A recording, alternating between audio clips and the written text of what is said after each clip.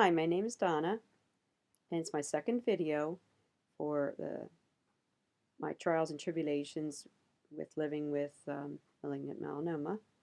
And so feel I need to clarify some things that I hadn't said in my first video. Um, First of all, I discovered my melanoma by having a mole that had changed and it had started to itch and bleed periodically. um, I went to my family doctor, and the physician assistant shaved it. And then when my pathology report came back, it stated that I was stage 2B malignant melanoma. And so I was referred to an oncologist and a surgical oncologist, and he discussed all the results with me. I had to have a chest X-ray before I even went there, and that came back normal. Um, I never realized how serious um, melanoma can be. It's such a shock.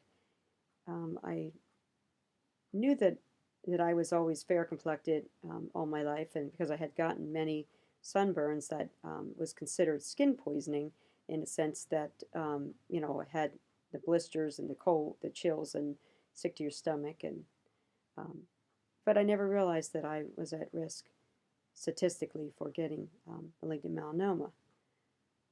And after all this, I now know that I am in the 10%. So if you know people that have fair complexion, very, and have green eyes, blue eyes, red hair, or um, family with red hair, then they are 10% at risk of getting it. And so um, just food for thought. So once I went to my surgical oncologist, he discussed that he was going to do a wide excision and of the site, and also a sentinel node biopsy. And basically that means is that he was going to be going down and cutting out the 2.4 depth of my with clean, what they call clean margins around it. And a sentinel node biopsy, which is basically inject you with radioactive material around your mole, the cancer site, and then it drains down to the most likely lymph node that the cancer would spread to. So once I had that done, two of my lymph nodes had lit up on the film, and so my doctor had used during the surgery while I was asleep um, what they call like a Geiger counter, and it basically maps the highest radioactiveness node that has the highest amount of radioactive material in it. And so he had removed. He decided that based on his experience that he removed one of my lymph nodes. So I was on pins and needles over the holidays because I had that surgery done on December 20th. And so over the Christmas and New Year's, I was, trying not to stress about it, trying to just continue to pray and ask God to give me peace, which He has given me throughout this. I have to say that only God can give you that peace that I have and calmness that I have going through this very difficult situation and illness. So now that I have now know that it spread to my lymph node, I had to go back. Had to go to our medical oncologist, and that basically they do the treatment plan for like some type of chemo to kill it, and they say cure it. But with melanoma, it's said that it cannot be cured, and that they just hope to discourage the body from having it reoccur anywhere in your body. Because of my pathology report, or the pathology report of the lymph node that he had removed, having cancer cells in it, I had to have a CT scan and also a PET scan, which I am thanking God for that they are both clear as well. Now I was given a choice of having either surgery or a clinical trial, a surgical clinical trial, which would mean having the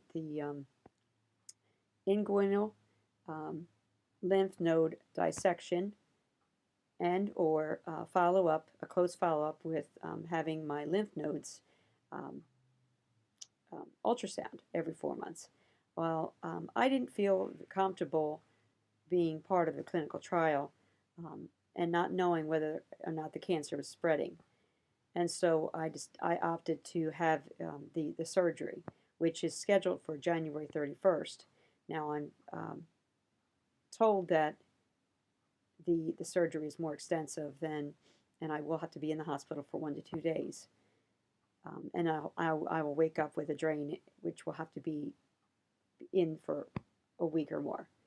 Which before my other surgery, which I did very well with, I woke up with a 7-inch incision for the wide excision when he removed the cancer part, with a drain, which was only in for a week, but it was icky feeling, and the incision itself had 13 stitches in it, of 7-inch.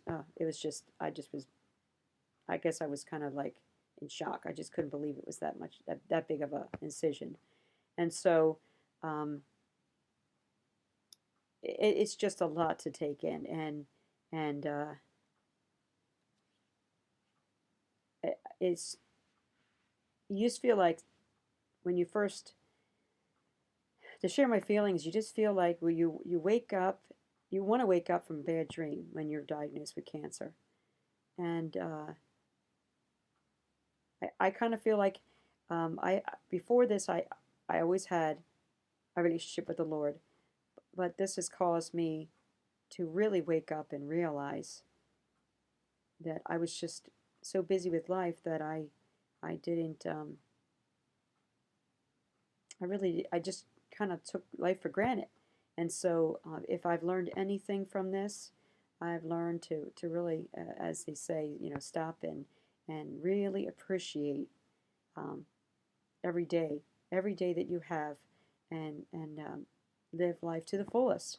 And so I have learned to through this that I will, um, you know, my desire is to get closer to God and to help others. And if I can do that, if I can help someone not have to go down this journey, that's my hope. If I can help to encourage someone that that's presently on this journey, I want to do that as well. But I also I'm a person that needs to look at the funny sides of everything, and so I'm really trying, really trying to see the positive and the humor side of this, and I'm sure that that is going to help me along my journey to be able to cope with the treatment of when I have to go through the interferon treatment, um, which won't happen until I am healed enough from this next surgery of the lymph node dissection. So um, I will every so often make a new video and tell you how I'm progressing with my treatment and recovery from my surgery. So I want if you're watching this video, I encourage you to um, to look at things in a positive way and to look at your recovery and your treatment as a process of learning and a process of discovery about yourself and about others and um, how you can appreciate life. And so I would like to encourage each one to seek the Lord, to really, truly seek the Lord, because He will give you peace during this hard, difficult time.